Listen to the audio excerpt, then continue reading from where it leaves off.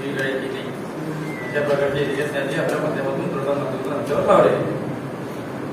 सर्व मजदुरा बांधवांना सांगू इच्छितो की आमच्या ज्या प्लॉटच्या रजिस्टर आहेत त्या 2002 मध्ये ऑलरेडी झालेल्या होत्या आणि तेव्हापासून आमचा ताबा त्याच्यावर होता. आम्हाला रजिस्टर यादव साहेबांनी लावून दिल्या होत्या आणि यादव साहेबांनी हाडकेंच्या प्रकारे कोर्टात सुरू होतो. 2025 साली कोर्टातून यादव साहेबची जमीन जिंकली आणि कोर्टाच्या आदेशानुसार त्या सगळ्या जमिनीचे मालक हे आम्ही प्लॉट धारक झालो. त्यानंतरही त्या लोकांनी कोर्टात प्रकार सुरू असताना संबंधित प्लॉटची रजिस्ट्री लावून घेतली आणि आमच्या प्लॉटवर बेकायदेशीरपणे कब्जा करायचे प्रयत्न ते सुरू होते. आणि आम्ही आमच्या प्लॉटवर गेलो असता ते तिथे धडकलेत आणि आम्हाला म्हणू लागले की तुमच्या प्लॉटवर तुम्ही कशी आले. आम्ही सांगितलं की बाबा आमच्याकडे आमच्या रजिस्टर आहेत, आमचा ताबा आहे. तर तो बोलला की आमच्याकडे पण रजिस्टर आहे, असं आहे तसं आहे किंवा जे काही आहे त्यांनी सांगितलं. तेव्हा आम्ही मग यादव साहेबांना फोन केला, तिथे त्यांना बोललो आणि त्यांना सांगितलं की हे यादव साहेब आहेत, आम्ही यांच्याकडनं हे प्लॉट घेतलेले होते आणि आता हे जिंकलेत कोर्टात. माननीय कोर्टाच्या आदेशानुसार की आणि आम्ही तिथे समोर प्लॉट धारक मालक झालेलो. त्यानंतर ते हे बोलले आम्हाला की आमचा याच्यात उल्लेख नाही. तर मी त्यांना सांगितलं की बाबा हे 2002 पासून कोर्टात केस सुरू आहे, 2025 साली याचा निर्णय लागला. आता यादव साहेबांच्या स्वप्नात तुम्ही येणार नाही 2002 साली. तुम्ही 2025 साली ही रजिस्ट्री लावली तर तुम्हाला अगदी रजिस्टर कोर्टाचे आदेश यायच्या 5-6 दिवसाआधी किंवा महिन्याभर आधी तुम्ही रजिस्टर लावून तुम्हाला कसं घेणार आम्ही. आणि तुमचा जर कोणी काय होतं तुम्ही हाडकेला बोलत, तुम्ही हाडकेला पैसे दिले, हाडके तुम्हाला रजिस्टर लावून दिली. तर हाडकेचं एक कर्तव्य होतं की आमचं कोर्टात प्रकरण सुरू आहे, त्यानंतर तुम्ही हे घेतात का. माझे स्पष्ट आरोप आहे हाडकेवरती याच्यावरती जयस्वाल आणि सिंग की ते कोर्टात प्रकरण सुरू असताना तुम्ही हाडकेपासून एकतर इंटेन्शनली ती जमीन कमी पैशात घेतली. ज्या जमिनीचे भाव 7 ते 8 हजार रुपये प्रति स्क्वेअर फीट आहे ती जमीन तुम्ही 700-800 रुपये भावात कशी घेऊ शकता. किंवा मग हाडकेनी आपली जिम्मेदारी त्याच्यावर ढकलली. पण ना आम्हाला हाडकेशी काय नाही देणं ना त्यांच्याशी काय देणं. आम्हाला यातून जो फ्लॅट दिले आणि कोर्टाने आदेश दिले, त्या आदेशाला जमीन आमची झाली. त्यानंतर ते आरोप लावतायत की आम्ही त्यांना शिवीगाळी केली किंवा त्यांचे बॅनर्स काढले किंवा त्यांचे बोर्ड काढले.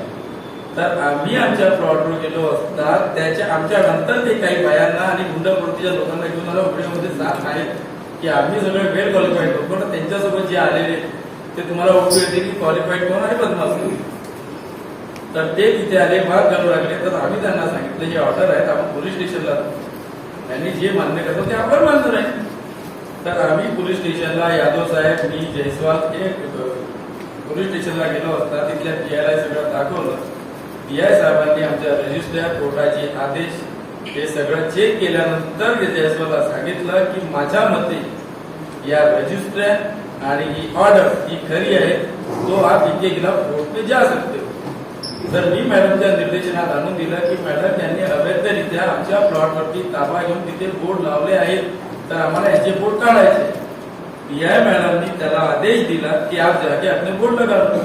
तर त्यांनी आपल्या हाताने बोर्ड न काढता त्यांनी त्यांचे माणसं लावले आणि बोर्ड काढून घेतले. त्याचे व्हिडिओ तयार करून त्या महाराष्ट्र न्यूज 24 चॅनलला दिले की ते आमचे माणसं काढत आहेत. आणि त्याचा एक व्हिडिओ माझ्याजवळ आहे. त्यांनी ते शिवी द्यायचे आरोप आमच्यावर लावले. तरी त्यांची मिसेस काय बोलत आहे ते तुम्ही ऐका.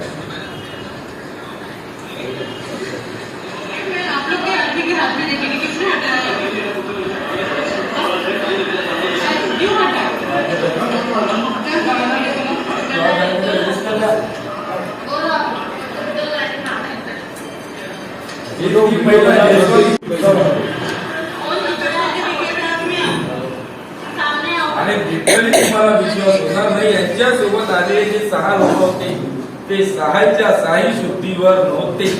आम्हाला तिथे भात घालायचा नव्हता, पण ते शुद्धीवर नसल्यामुळे त्यांच्यासोबत बाहेर असल्यामुळे आम्ही त्यांना काहीही नव्हतं. या मॅडमच्या आदेशानुसारच त्यांचे फोटो गेले. हे आमच्या 2002 पासूनच्या अगदी ओरिजिनल रजिस्टर आहे. कोर्टाची ऑर्डर ताईच ओरिजिनल रजिस्टर.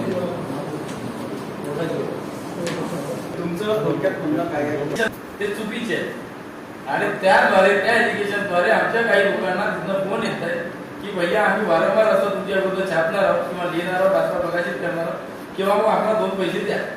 असं कोण म्हणत आहे? स्पष्टपणे आम्हाला पैशाची फारकी झाली. कोणी म्हटलं? तुम्ही त्यांच्यावरती आरोप करता. पैसे मागायला आला, त्यांनी आपली ओळखपत्र सोबत आलेला नव्हता, पण त्यांनी स्पष्ट सांगितलं, दादा अगर आपको ये न्यूज रोकना है तो आप सेटलमेंट करवा दे सकता. ब्लॅक बिलिंगचा प्रकार असेल.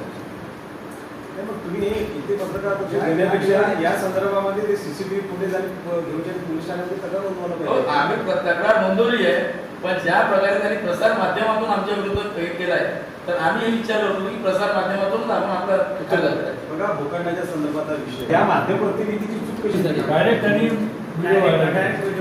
अच्छा. आणि खंडणीची मागणी किती केली जो संबंधित व्यक्ती आला होता? जो संबंधित व्यक्ती आला त्यांनी आम्हाला हे बोललं की दादा अशा बातम्या वारंवार प्रकाशित होतील, त्यापैकी याच्याशी काही तुम्हाला असं संगमत करायची असेल तर मी ची भूमिका पार पाडतो. तू कोण होता? नाव वगैरे त्याचं? नाव नाही सांगितलं होतं, आपल्या कॅमेऱ्यामध्ये आहे. तुमच्याकडे ते सीसीटीव्ही फुटेज आहेत का? दाखवा ना. इथे नाही.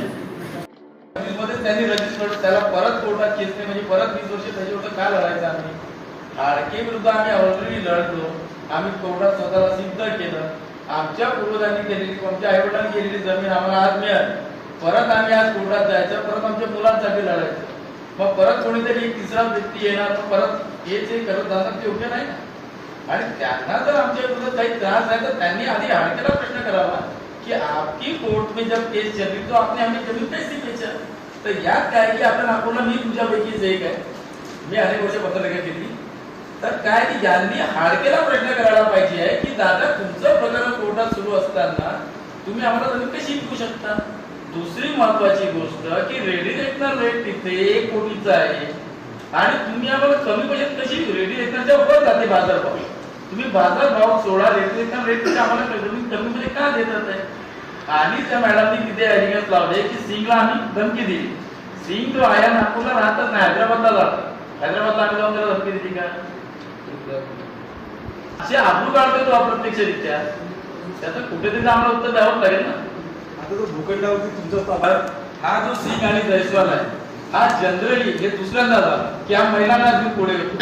आता पोलीस कमिशनर नोंदवून आलेला आहे. किंवा त्याच्या जेसीबीला त्याच्याच माणसाने काय केलं तो आमच्यावर आरोप लावले, तर आम्ही ते कशी सिद्ध करायची? 1-2 वेळा त्यांनी कॅमेऱ्याचे बाहेर टाकून दिले, कॅमेरा चोरीची रिपोर्टच एवढी आमची. तो भूखंड तुमच्या मालकीचा आहे, तुमच्या ताब्यात आहे, तुम्ही मालक आहात. या संदर्भामध्ये स्थानिक पोलिसांना या संदर्भात नोंदवली का किंवा सुरक्षा मागितलं का? नोंदवली. बघा ऍक्च्युअली तिथले बॅनर्स काढून टाका सगळं. त्याच्यानंतर हे व्हिडिओ प्रकाशित झाल्यावर हे लोक गेले सीपी आणि सीपीला सांगितलं की इकडे आमची झाली Actually काय आहे? त्या टक्करमध्ये आमच्यावर केस दर्ज करण्यात आली. आमचं म्हणण्याचं कारण हेच आहे की मीडिया जर चुकीचं दाखवेल आणि त्याच्यावर आमच्यावर केस लागेल तर याचा आम्ही काय करायचं? सर, हा प्लॉट नेमकं किती स्क्वेअर फीटचा आहे आणि याचं ओनर नाव कोणाचं आहे आणि जे रेश्मा जयस्वाल जे दिलेलं आहे तिला सपोर्ट कोण करताय? ऍक्च्युली हा जो भूखंड आहे टोटल आहे 30,000 स्क्वेअर फीट, पण आम्ही जे प्लॉट धारक आहेत जे इथे आता हजर आहोत त्यांच्याकडे आहे एकूण 23,000 स्क्वेअर फीट जागा आणि बाकी रोडची जागा असते आणि त्याने 30,000 स्क्वेअर फीट रजिस्टर लावून घेतली हाकेकडे. सर, हाडकेचं पूर्ण नाव सांगा आणि सिंगचं पूर्ण दुर्योधन नाव हाडके. सांगा आणि जो पत्रकार आहे त्यांचं पण पूर्ण नाव सांगा. पत्रकाराचं नाव नाही भेटले आपल्याला. महाराष्ट्र न्यूज 24 म्हणून चॅनल एक होतं, इथे लिहिलं नाही सर तुम्ही पत्रकार. मैं आपको सवाल करवा देता हूँ, मीडिएटर की भूमिका निभाई, आपकी कल से नहीं आएगा, कुछ करना होगा तो बोलो. सर, आपने सीधा नाम लिख दिया सर उसका, उन्होंने बताया नहीं कि किस तरफ से आया हूँ, मैं बोला क्या आया हूँ. मैं पूछा फिर आपने आज प्रेस नोट पढ़ा साथ साथ जो न्यूज चल रही है उससे समझ उससे रिलेटेड भी आया हो बोले, वरना आपका पहचान कुछ तो पहचान नहीं पड़ा. सर, जयस्वालला कोण सपोर्ट करतं सर? त्यांनी बातमी